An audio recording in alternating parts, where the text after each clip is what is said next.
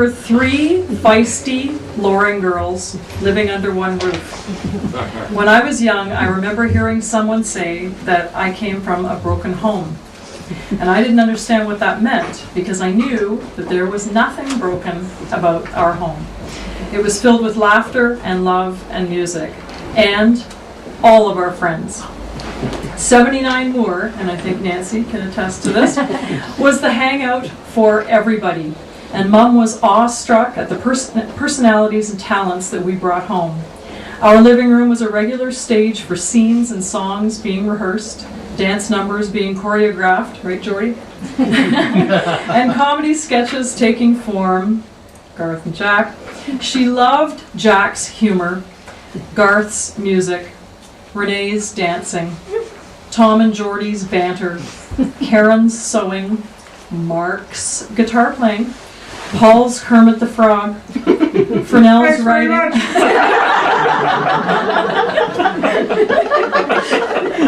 Fresnel's writing, and Jeff's philosophizing. She encouraged young people to develop their talents and believe in themselves. She welcomed all the boyfriends that came and went and was always sorry to see them go. Now, she even had a few of her own, which she mostly kept quiet, but we had a budding reporter in the house who eventually got the scoop. As for her daughters, she believed in our talents too. She bought my first guitar and Lainey's first tape recorder.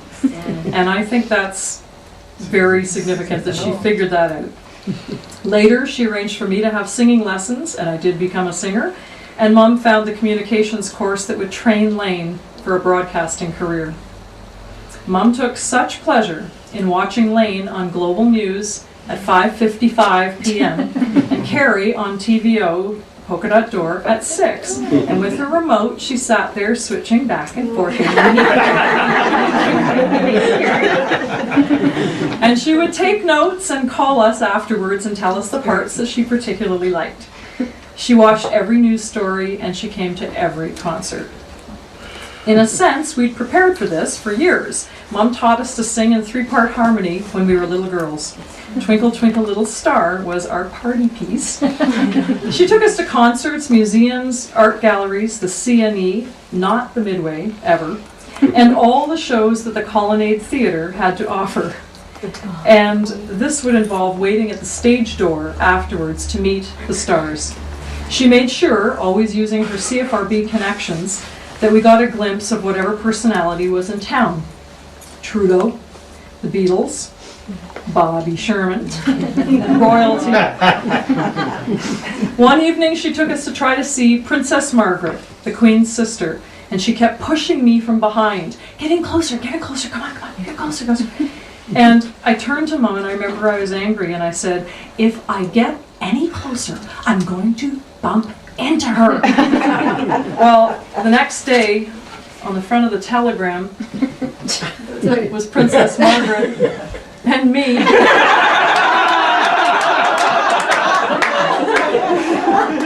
This is not Mum, but that's her hair.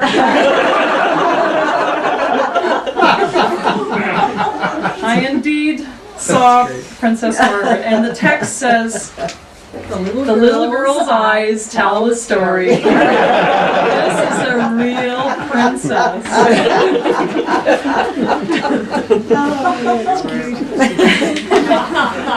In our house, we always got to stay up late to watch a classic film. New Year's saw us banging pots and pans outside the front door at midnight, just like our kids do now. Dry. Homework was back-burnered if it caused unnecessary stress. Or Mum would try to find a way to make the homework fun. Or she would just write the damn essay herself. And during a difficult time in my life that Jeff Marsh would remember, bless him if he were here, the terrible time in my life, and my mom decided to take it upon herself, and she wrote my grade 12 English Shakespeare essay. Yeah, Sasha, did your mom do that? Yeah. Anyway, Mom got an A. Cheat. When we were 7 and 9 years old, Mom took us to the drive-in to see the 3.5-hour movie Lawrence of Arabia, her favorite movie ever. And we have spent our lives quoting from this epic film.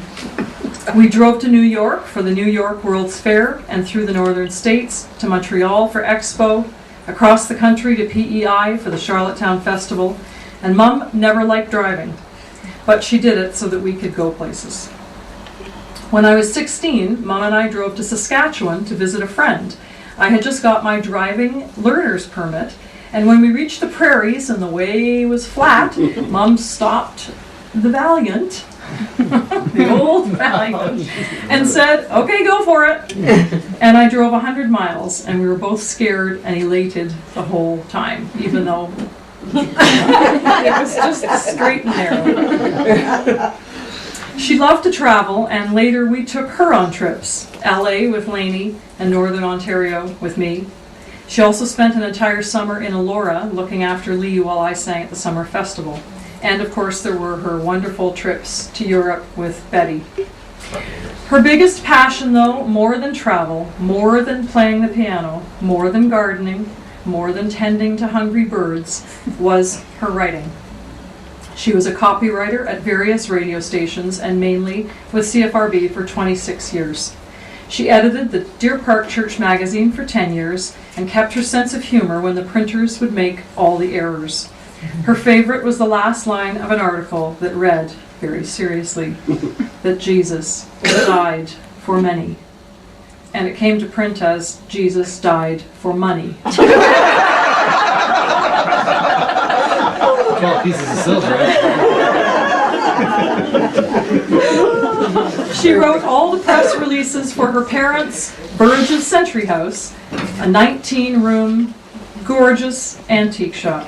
She laughed till the tears ran down her cheeks, and I can picture her laughing. She would laugh every time she told this story at another printer's error. She had written, "Come and visit our 19 rooms filled with treasures." And the printer wrote, "Come and visit our 19 rooms filled with treasurers." She always had this image of these little guys with treasures in every room you went in. She wrote countless letters on behalf of Amnesty International and volunteered for years with Ryerson University. She even wrote the lyrics to a published Grey Cup song. And one of her many letters to the editor resulted in an article about being a hands-on grandma. And it was a great article that was all about Jill and Lee playing together. Jill and Lee playing together.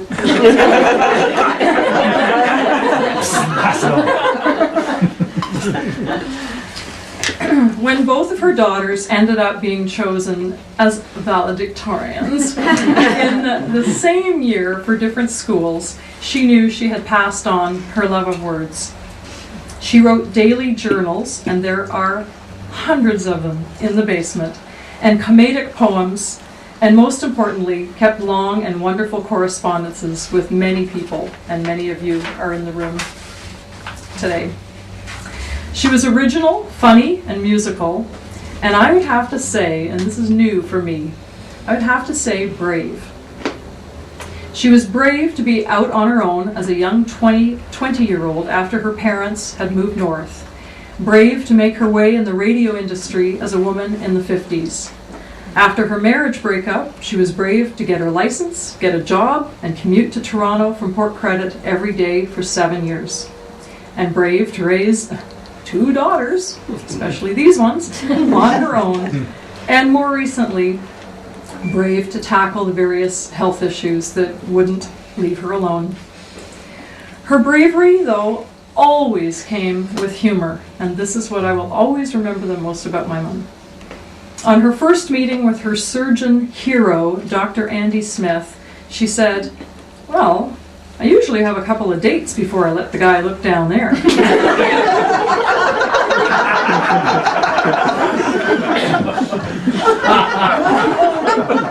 That's good.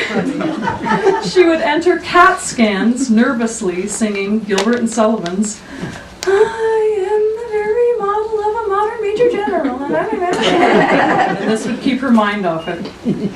Or while getting a painful needle, she would quote beyond the fridge, "What me drop this giant lump of coal on my foot? You must be out of your... Ah!" Or while recuperating from surgery, she would lapse into a passage from Henry V, another of her favorites. "Oh, for a muse of fire that would ascend the brightest heaven of invention, a kingdom for a stage, princes to act, and monarchs to behold the swelling scene." The woman was an original, and she had guts. In the years that she helped me raise my son, I was reminded of her originality as a mother. She read to Lee almost every night, doing the silliest of voices, and spent countless hours singing to him, playing games, throwing balls, and drawing pictures with him. I won't show them to you, but I did bring some of the pictures. They are extremely funny. She adored Lee's baseball, Max's drumming, and Kate's music. Like the teenagers back at 79 Moore, almost done. These three brought her enormous joy. She adored all her family and her extended family, and loved to hear of all of their accomplishments. This occasion today, with all of the living room entertainment and talent and love, this would have put her over the moon.